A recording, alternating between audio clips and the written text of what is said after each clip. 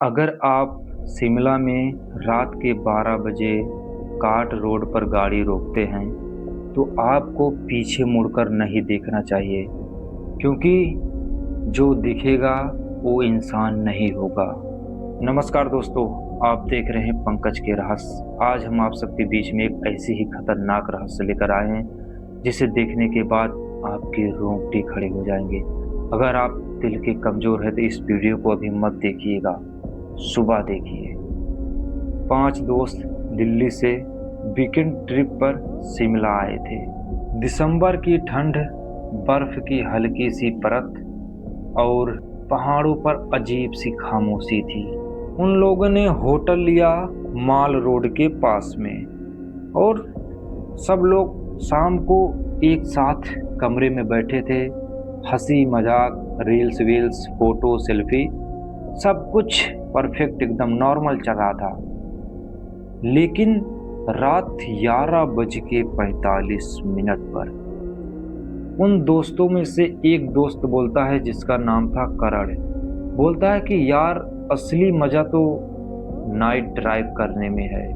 यहाँ कमरे में बैठे बैठे कुछ नहीं मज़ा आ रहा है, क्योंकि पहाड़ों में रात की हवा अलग ही फील देती है। तो यह बात सुनकर जो है निशा धीरे से बोल रही है कि मुझे ये चीज़ अच्छा नहीं लग रहा है कि रात में हम लोग पहाड़ों के बीच में चले। तो उसने जो है मना कर दिया, और उसकी बात सुनकर चारों दोस्त उस पर हंसने लगे। बोले, क्या तू भी डरती है ये सब चीज़ों से? हम लोग यहाँ घूमने आए हैं तो चलते हैं, अच्छे से घूमते हैं, रात में पहाड़ों का मज़ा लेते हैं, नाइट का एकदम हवा का। तो सब लोग उसे ऐसा कहने लगे। तो फिर सब लोग समझ बूझकर तैयार हो गए, और रात 12:10 पर इनकी गाड़ी शहर से बाहर निकल गई। और जैसे ही ये लोग बाहर निकले घूमने के लिए, तो इनका जो मोबाइल नेटवर्क था वह कमज़ोर पड़ने लगा। थोड़ा थोड़ा पकड़ता था और छोड़ता था, और रोड बिल्कुल खाली, एकदम सुनसान। ऐसा लग रहा था जैसे आज यही लोग इस रोड पर हैं बस।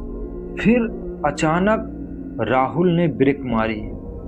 सब लोग देखते हैं कि सड़क के बीचों बीच एक लड़की खड़ी थी, जो सफ़ेद कपड़ों में, अपना सिर झुकाए हुए, बाल उसके चारों तरफ फैले हुए थे।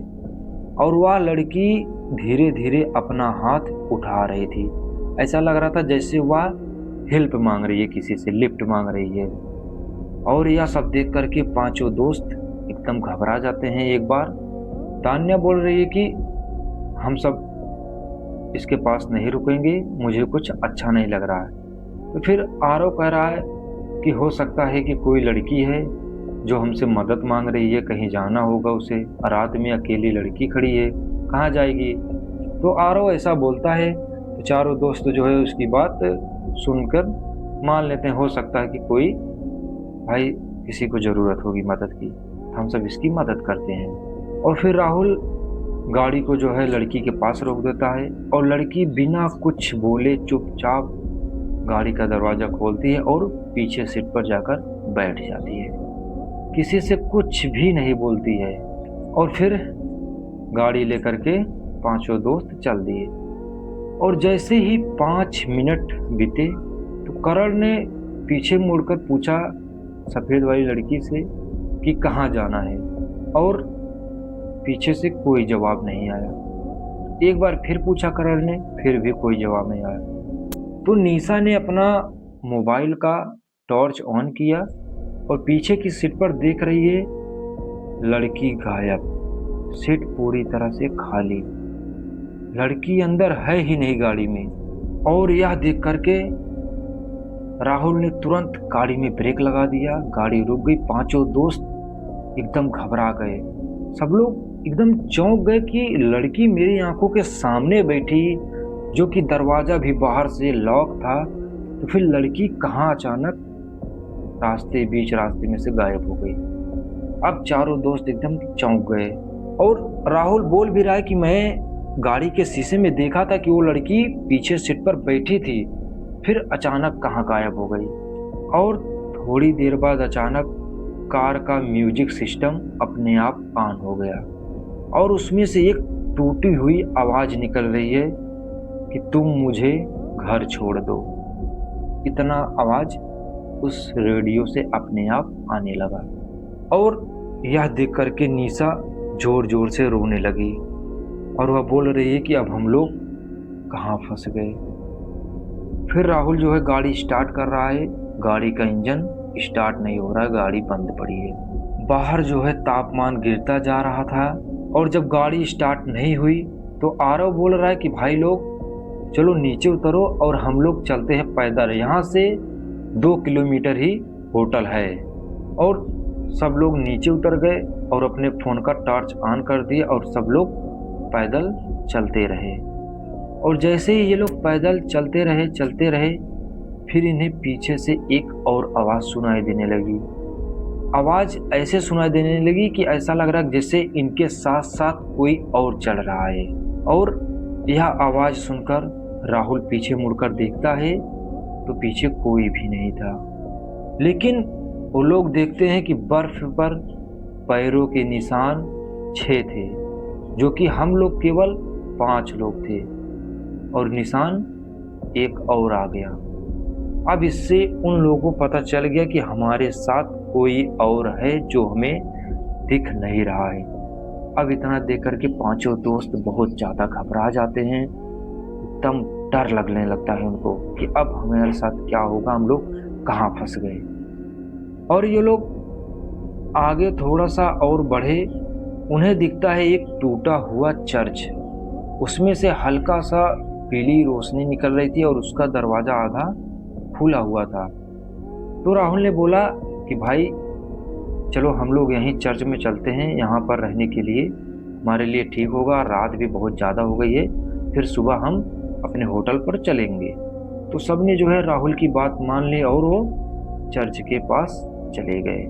और जैसे ही ये लोग कमरे के अंदर कदम रखते हैं, दरवाज़ा अपने आप बंद हो जाता है और अंदर ये लोग देखते हैं कि दीवारों पर पुराने न्यूज़ अखबार चिपके हुए थे और उस अखबार में एक हेडलाइन बनी थी, 1998 में शिमला में एक कार एक्सीडेंट में एक लड़की की मौत हो गई थी और ड्राइवर भाग गया था। और ये लोग देख रहे हैं कि फोटो वही लड़की की है जो हमें सफ़ेद ड्रेस में मिली थी। और फिर अचानक निशा की आवाज़ बदल गई, वह धीरे धीरे से बोल रही है, तुम लोग भी मुझे छोड़कर जा रहे हो क्या, जैसे हो गया था। धीरे धीरे निशा की आंख पूरी तरह से काली होने लगी और यह देखकर के तान्या चिल्लाई और आरव निशा को कसकर पकड़ने की कोशिश किया कि निशा के साथ ये क्या हो रहा है। लेकिन अब निशा के अंदर असामान्य ताकत आ गई थी। निशा जो है एक झटके में सबको झटक देती थी, कोई भी उसे पकड़ नहीं पा रहा था। और दीवार पर क्रॉस का निशान गिर गया और तुरंत चर्च की घंटी बजने लगी। और यह देख करके राहुल रो पड़ा और राहुल बोल रहा है कि मैं 5 साल पहले शिमला आया था और मेरी ही गाड़ी से उस लड़की का एक्सीडेंट हुआ था और मैं घबराकर फरार हो गया था और आज वही लड़की बदला ले रही है। राहुल की बात सुनकर सब लोग एकदम सन्न हो गए। लड़की की आत्मा उसी ड्राइवर को ढूंढ रही है जो आज मिल गया। और देखते ही देखते अचानक चर्च की लाइट बुझ गई और फिर एक चीख आने लगी और चीख इतना ज़्यादा हो गया कि थोड़ी देर बाद सब सन्नाटा हो गया। और जब सुबह हुई तो पुलिस आती है वहाँ पर और पुलिस को चर्च के बाहर उनकी कार मिलती है और चर्च के अंदर से 4 दोस्त ही बाहर निकलते हैं। एक दोस्त गायब था जिसका नाम था राहुल, जो गाड़ी चला रहा था और उसी ने उस लड़की को टक्कर मारा था जिसकी वजह से मौत हो गया था। अब राहुल गायब है। सभी लोग देखते हैं कि बर्फ पर दूर दूर तक पैरों के निशान थे और उसके साथ में खून के भी निशान बने थे और आखिरी में एक जोड़ी और औरत के निशान थे जो हवा के साथ वह खत्म हो जाते हैं। लेकिन कहानी यही खत्म नहीं होती है। 3 महीने बाद उसी सड़क पर एक और कार रुकती है और सीसीटीवी में दिखा एक लड़की लिफ्ट मांग रही है। क्या ये वही लड़की है या कुछ और बड़ा होने वाला है? अगर तुम शिमला जाओ तो रात 12 बजे के बाद किसी को भी रोड पर लिफ्ट मत देना और ना ही पीछे मुड़कर देखना, क्योंकि कुछ लोग घर नहीं जाना चाहते हैं, कुछ लोग सिर्फ बदला लेना चाहते हैं। और ये कहानी अभी भी अधूरी है। आज की कहानी हम करते हैं यहीं पर ख़त्म। अगर आप सब जानना चाहते हैं कि राहुल कहाँ गायब हो गया, कि राहुल मिलता है कि नहीं, आप सब हमें कमेंट कीजिए और बताइए कि हम इसका पार्ट 2 बहुत जल्द आप सबके बीच में पेश करेंगे।